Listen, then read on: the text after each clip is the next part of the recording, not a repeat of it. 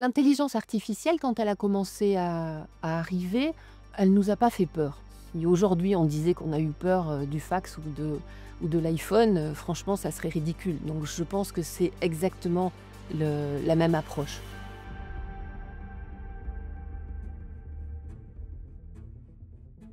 L'IA, c'est une révolution. C'est une machine à développer la productivité.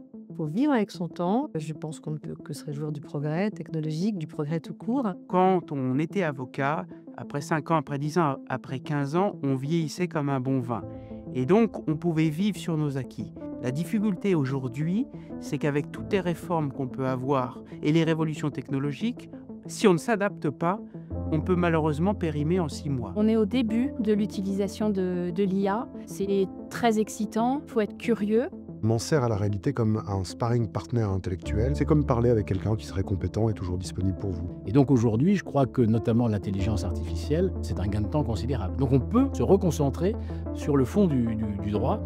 Elle vient nous aider significativement à mettre de l'ordre et à gérer cet énorme volume d'informations. Ce que l'on peut anticiper, c'est d'avoir un exercice facilité, enrichi, à un développement d'un conseil plus pointu, plus efficace.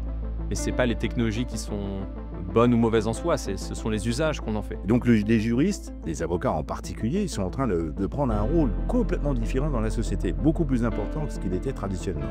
Le métier d'avocat se transforme, mais le fond des choses est toujours le même.